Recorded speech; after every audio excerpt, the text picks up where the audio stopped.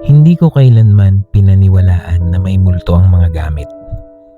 Para sa akin, ang damit ay tela lang, walang alaala, walang galit. Hanggang sa dumating sa aking buhay ang isang damit pangkasal na ayaw at tumangging mamatay. Ako si Mara, isang mananahi sa isang maliit na bayan kung saan mas tahimik ang gabi kaysa sa konsensya ng mga tao. Isang hapon, may dumating na matandang babae. Hindi siya ngumiti. Hindi rin siya tumingin sa akin ng diretsyo. Inilapag niya ang isang kahoy sa mesa.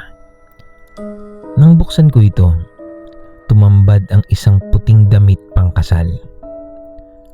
Kupas na, nangingitim sa laylayan at malamig sa haplos, parang balat ng bangkay. "Iayos mo," sabi niya. "Isusuot ito ulit." Hindi niya sinabi kung kanino at hindi ko rin tinanong. Habang tinatahi ko ang damit, may kakaibang pakiramdam akong hindi ako nag-iisa.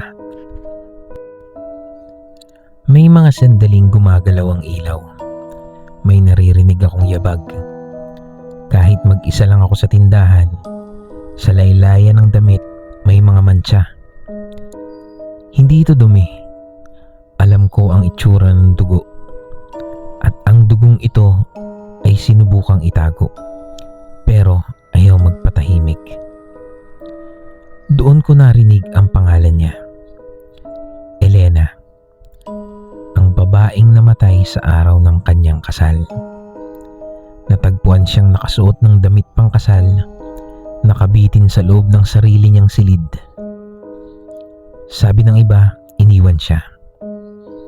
At sabi rin ng iba, hindi lang puso ang pinatay sa araw na iyon. Nagsimula ang mga panaginip. Isang silid na puno ng salamin. Mga kandilang hindi nauubos. At siya, nakaputi, nakangiti, pero may bakas ng lubid sa leeg. "Mara, tapusin mo ang kasal." Nagigising akong pawis na pawis. May marka ng kuko sa aking palad. Parang may humahawak sa akin habang natutulog. Isang gabi, binuksan ko ang loob ng damit. Doon ko nakita ang lihim na matagal nang nagtatago. Mga hibla ng buhok, mga piraso ng kuko, at isang maliit na papel, tinahi sa tela. Kung hindi ako ang magiging asawa ngayon, hindi rin ako mamamatay kailanman. Sa sandaling iyon, bumukas ang pinto. Pumasok ang malamig na hangin at narinig ko ang tinig na matagal nang bumubulong sa akin. Mas malinaw, mas malapit. "Mara." Nakita ko na siya. Hindi sa salamin, hindi sa panaginip, sa harapan ko. Si Elena.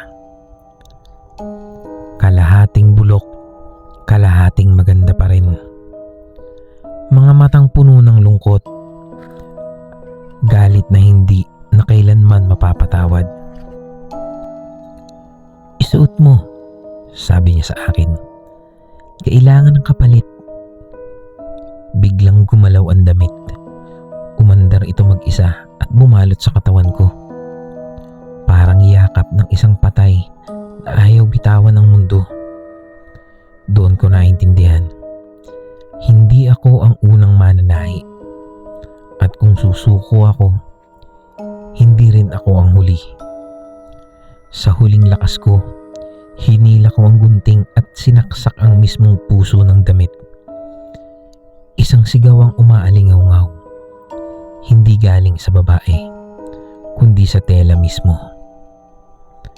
At biglang, katahimikan. Kinabukasan, sinunog ko ang damit. Walang apoy, walang usok, kusa itong naging abo. Parang matagal na itong gustong mamatay. Pero hanggang ngayon, kapag may tinatahi akong damit pang kasal at nag-iisa ako, may naririnig pa rin akong bulong. Tapusin mo ang kasal. At sa isang kisap mata sa salamin, may babaeng nakaputi, nakangiti, naghihintay. Dahil ang ilang kasal, kahit hindi natuloy, hindi kailanman matatapos.